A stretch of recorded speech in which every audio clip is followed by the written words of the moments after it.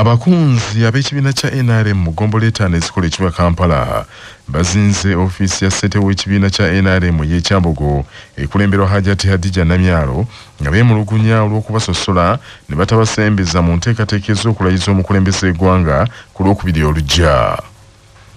Bano ababadde abakambwe bategeezezza nti mu kalulu ka bonna akakaggwa baakoze omulimu gw'amaanyi nnyo okusagulira NRM obuwagizi era ne bazza obuganzi bwa NRM mu Kampala ekyaleetedde ne President Museveni okukola obulungi. Wabula bagamba nti kibaluma nnyo nti mu nteekateeka ez'okulayiza President Museveni ku Lwokubiri bo tebalina balabikirako yadde kyokka ng'ate baamuyirawo omubiri ng'enjogera bw'eri ensangi zino. Abanonya kaluka mzeyi tutuddo twaswa tutambula twawulwa n'olunaku lwakubiri omwagala wange agenda kulayira naye tetufiiriddwako tunaaba tukozesebwa nga lukozesebwa nga batwala abantu balala tukoze maama naye tetufiiriddwako. Chairman wa pate yeyatwerabidde si bwe guli abantu bano basazeewo kusalako Hajati ofiisi ya president ya national chairman nga bayita mu coordinators era naffe tubeegaseeko era our grassroots mobilizers about Kampala district. How can people from big offices, which I can say, mazima mugenda muswali enough abantu babulijjo mama osi olwanirira ate bakasuka kufiibwako. Ye Hajati Namyalo Hadija bano mu kubaanukula abasabye bakakkane nti ensonga zaabwe wakuzituusa eri bekikwatako. Tebatuwadde biki bannange nzerange nengenda neggulu nasabye kadi nenkaba n'amaziga nga mpulira abantu bankwasa ennaku kyekyatudde ne Alsazars nensula mu ddwaliro tulwa abantu naye nga sirina kyakukola bawoza abantu batono osima biki ddala bano basekudde bakwasa naye ate sima bano be babikola batya tubagamba wati banna ne tugamba kale kyonna kyekiri oba kadi wezo bateziriwo tulina okunga abantu tulina okubeerawo ne wetunaayimirira ku kkubo bweti tumukubira enduulu oba ne tumuweevingira jjajja tukulaba egenda olayire tukulinze kubanja ebyaffe n'otunayimirira ku street naye kati okusinga bagamba ezeekanankana n'erisiki tezaaka so bali b'amaanyi ffe tuli ba wansi bali baasoma ffe tetwasoma nga bwe batugamba naye ate tugenda kujja ku mulamwa kyakubba kyapa kya tata waffe ekyapa tulina okukifuna. Ebyo nga biri bityo ng'ebula ennaku mbale Pulezidenti Yoweri Museveni Kaguta akuba ebirayiro akulembera Uganda ekisanja ekirala ky'emyaka 5 ku mukolo ogunaabira ku kisaawe Kololo. Poliisi ebusoga erabudde abo beegambye nti beeteekerateekera okutabangula emirembe nti nayo ebeetegekedde.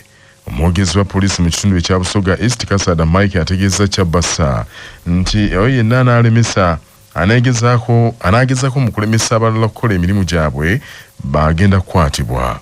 Agambye nti poliisi ng'eyambibwako abakuumaddembe abalala bakulawuna Busoga yonna emisana n'ekiro okukola ku baayise ab'effujjo. Twenda okulabula abantu baife ku bikolwa ebiyinza okuba nga biteebwawo kulowooza nti basobola okulemesa enteekateeka eno. Era olw'ensonga eyo tutayira abasirikale mu bifo eby'endawulo ababoneka n'abataboneka era nga bali kulawuna ku bigere balawuna ne ku motoka. Kino kikoleibwa okubona nti abantu baife baba n'emirembe mu kiseera kino n'okuba nga tiwabaawo kadagaalu konakona. Era tukubiriza abantu okuba nga beegala kwenigira mu biyinza okuba oti kwekalakaasa bakwegunga obutenigira mu nteekateeka ed'endawulo donna okuva ku nteekateeka ey'okulayira ku mukulembeze w'eggwanga nga bikugendererwa mu kuleeta mbeera etali nnungi. Ife tuli bulindaala wonawona okubona nga twanganga ababayinza okukola ebikolwa ng'ebyo. Ekitongole ekidduukirira abagudde ku buzibu ekya Uganda Red Cross Society kirangiridde enteekateeka ebikujjuko ebinaakulungula omwezi omulamba guno ogwokutaano ng'ekitongole ekiddiza ku bantu wakati mu kujaguza olunaku lw'ekitongole ekyo ekya Red Cross and Red Crescent mu nsi yonna.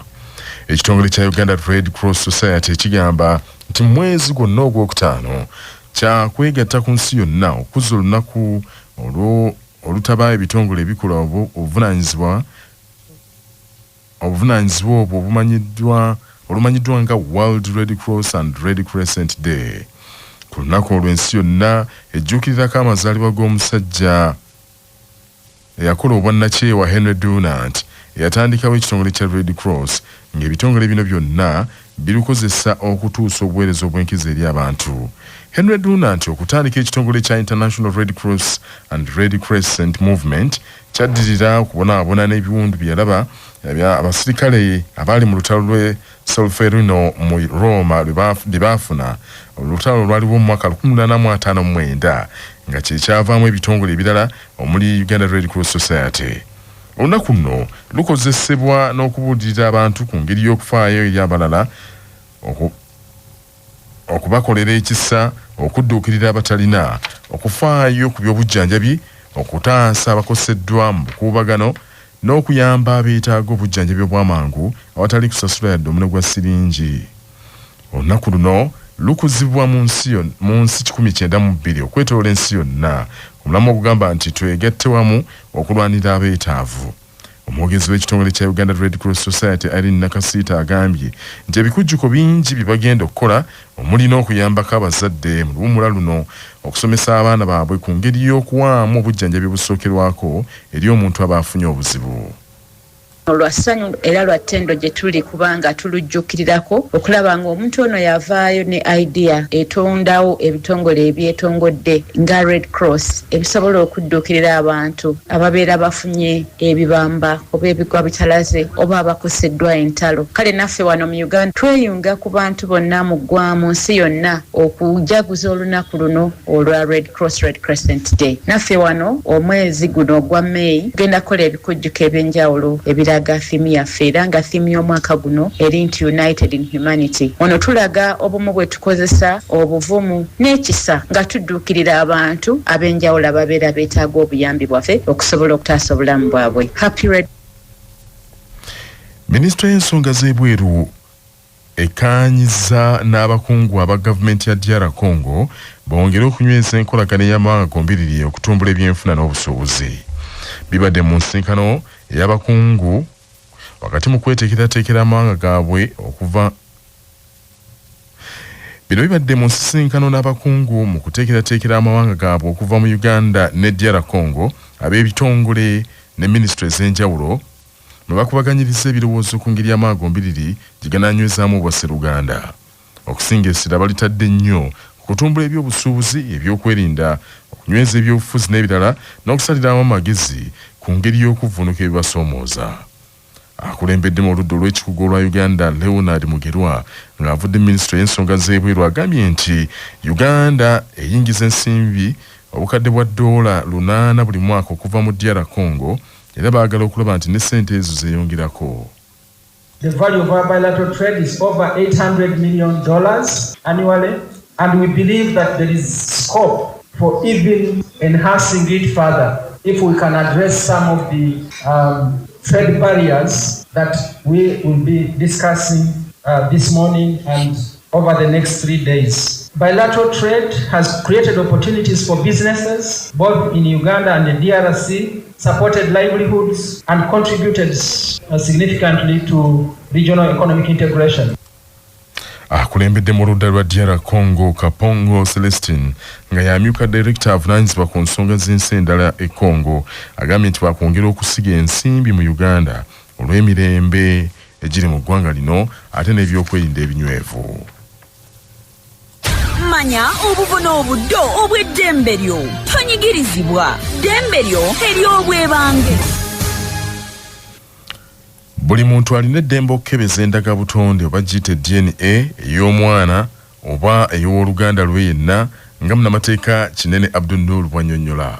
Oba nga waguddewo accident oba nga kati kino ekyagwa Kasese abayeekera bwe bajja ne bakuba abaana mu ssomero emirambo ne gyetabika nga tosobola kwawula nti ono wuwo oba ono si wuwo. Amateeka mu Children's Act akawaayiro 71 paka 72 katuwa obuyinza okukebera ndagabutonde eyiyo gwazaala omwana oba Luganda noli abafudde oba nono omwana gwe mutankana ne mugenda mu DNA test oluwaddembe okusalawo n'ogamba nti nze nsazeewo okukozesa ebya gavumenti oba private.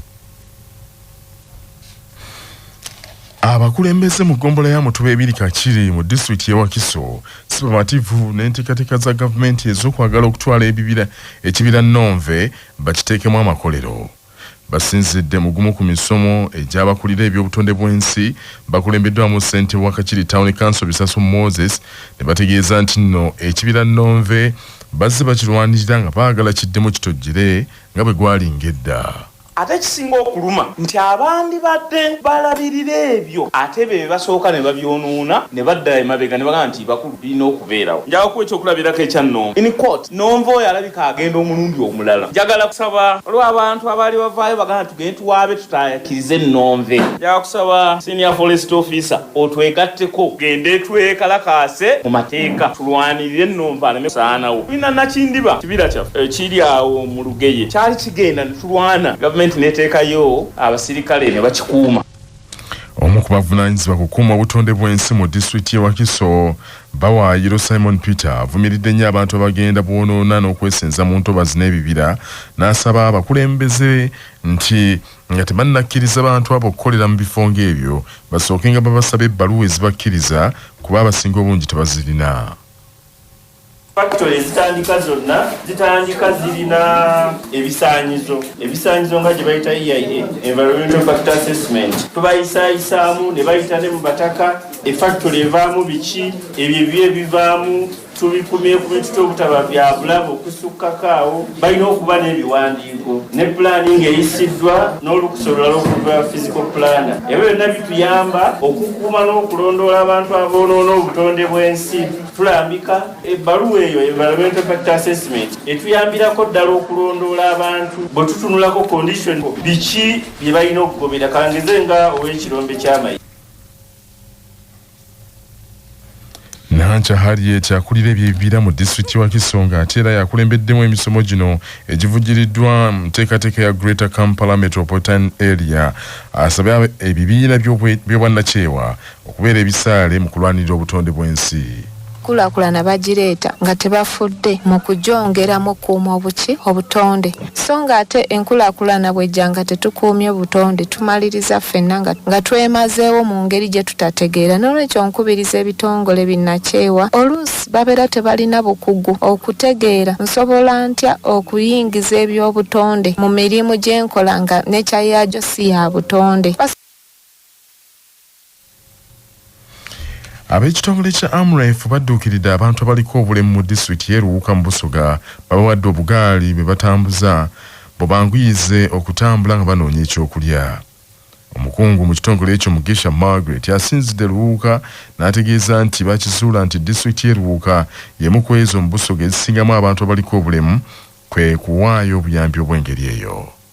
Obulemu nga tebasobola kutambula y'entambula kati ngaffe ebitongole ebisatu Amref, Medical Research Council ne Department Full of Public Health Makerere twajja wamu ne tugamba nga project twali tetusobola kugula bugaali buno naye ne twogerereza bannaffe ne tufuna emikwano Mukama n'atuyamba ne tufuna ekitongole kye bayita Health Action. Ekitongole kino kolera mu West Nile nga kigaba obugaali ne tubalobinga. Waiswa Brian ku lwa banne be bafunye obugaali asiimye ekitongole ekyo olw'obuyambi n'agamba nti abasinga obungi tebakyakola olw'okubulwa entambula. Ewa Ibuga mu district ya Luwuka ogukungayinya ife abaliko obulemu abateesobola nkani ogutweteibwa ab'ekitongole kya Amref okutuwa entambula ey'obugaali. Era nninza okuba nti era ndi musanufu ino baana mwebale ab'Amref mwebale kutuduna eri amaadi we gankubira ku luya. Omwami eyali anambanga gwenkoba nti hedepa wange yankoba ati munaisiko Richard ekiro eky'amaadi kiidye ayi muna leero tikutuulaawo omusaada iwe ozito womena era ebyo nga biri bityo abaweereza ba Ssaabasajja Kabaka okuva mu miruka egikola ggombolola ya Mutuba 2 Nabweru mu ssasa kya Ddondo okuli Myuka Maganjo, Ssaabagabo Kawanda, Musaale Kawanda Nakyesanja, Ssaabaddu Nansana, Ssaabawali Wamala batikuddwa olusekese lwabwe okuyambako okukola emirimu gy'omu ggombolola eyo. Babadde batikula olusekese omwami wa Kabaka atwala ggombolola ya Mutuba 2 Nabweru Omumbejja Ndagire Mariam agambye nti olusekese luno baalugunjawo n'ekigendererwa eky'okwanguya enzirukanya y'emirimu mu ggombolola yaabwe. bw'atyo Ndagira agambye nti bakweyambisa olusekese olw'okusitula omutindo ogw'eggombolola. Twateekawo ey'olusekese lwa Nabweru. Olusekese luno abaami abatongole ensimbi okuva mu bo bennyini ne baleeta tusobole okulongoosa n'okuzimba Nabweru eggombolola embuga esobole okunyirira. Era olunaku olwaleero tukuŋŋaanyiza obukadde obusukka mu 2 era nga tugenda kwongera okulongoosa eggombolola yaffe okusitula omutindo gwa Nabweru tubeebiri. Nyongera okubiriza abaami abatongole ab'emiruka naffe n'abaweereza ba Kabaka okwongera okusemberera abantu. Tubeere nabo mu bubi, tubeere nabo mu bulungi, bwe bafiirwa tubeewo, bwe balwaza tubeewo, bwe baba basanyuka nga balina emikolo era tubeewo tusobole okuba nga twongera okuggumiza enkolagana y'Obwakabaka. Omukubiriza olukiiko lwa Gombola Naiga Anet ajjukizza abaami ab'emiruka okutuuzanga enkiiko olwo basalirenga bamu amagezi ku bibasoomooza. Ate omukubiriza olukiiko lw'abaami b'emiruka era akulira omuluka gwa Ssaabawaali Wamala Ssemwanga Eric ategeeza nti okuva Gombola yaabwe lwe yatandika enkola eyo ey'olusekese ebayambye nnyo okutambuza emirimu. Amawulire g'ebyemizannyo mu mawulire gaffe agacya Basafama gaagano. Ekibiina ekiddukanya emizannyo gy'amasomero ga siniya ekya Uganda Secondary Schools Sports Association kyakasizza nti amasomero gonna 60 agagenda okuvuganya mu mpaka z'omupiira ogw'ebigere eza National Boys Football Championships ez'omwaka guno gagenda kutandika okutuuka Elira enkyange ennaku z'omwezi 10 omwezi guno. Empaka zino zigenda kusanyibwa ku ssomero lya Lira Town College okuva nga 11 okutuuka nga 2 omwezi guno, kyokka amasomero gateekeddwa okutuuka Lira okutandika n'enkya. Ebisaawe 8 bye bigenda okuzanyibwamu empiira gino okuli Lango College, Dr. Obote 1, Lira Town College, Lira P7 Grounds, Lira PTC, Lango College 2, Dr. Obote 2 ne Lango 3. Omukolo omutongole gujja okuggulawo empaka zino gwa kubeerawo ng'ennaku z'omwezi 12 omwezi guno era omutendera gw'ebibinja gujja kuzanyibwa okuva nga 11 okutuuka nga 14 omwezi guno. Bodo SSP bannantamego b'empaka z'omwaka oguwedde ezaali ku Ngora High School era yakuba St. Mary's Kitende goal zaali 6-5 ezaali ez'okusimulagana penalty oluvannyuma lw'okulemagana nga teryalabika katimba ka munne. Bannaffe ag'essaawa zino kangawumbe mu bufunze. Abakunzi ba NRM abagombola ettaano ezikola ekibuga Kampala bazinze ofiisi ya ssentebe w'ekibiina kya NRM ekyambogo ekulemberwa Hajjati Hadija Namyalo nga beemulugunya nti babasosodde nnyo ne batabasembeza mu nteekateeka ez'okulayiza omukulembeze eggwanga ku Lwokubiri olujja. Ekitongole ekidduukirira abagudde ku buzibu ekya Uganda Red Cross Society kirangiridde enteekateeka y'ebikujjuko ebinaakulongula omwezi omulambo ogwokutaano ng'ekitongole kikuza olunaku lwakyo olwa Red Cross and Red Crescent olw'ensi yonna. Abakulembeze mu ggombolola ya Mutube 2 Kakiri mu disitulikiti y'e Wakiso si bamativu enteekateeka za gavumenti ez'okwagala okutwala ekibira ky'Ennomve bakiteekemu amakolero. Abaweereza ba Ssaabasajja okuva Miruka egikola ggombolola ya Mutube 2 Nabweru mu ssaza Kyaddondo nabo batikuddwa olusekese lwabwe bayambako okukola emirimu gya ggombolola eyo wakati mu ssanyu.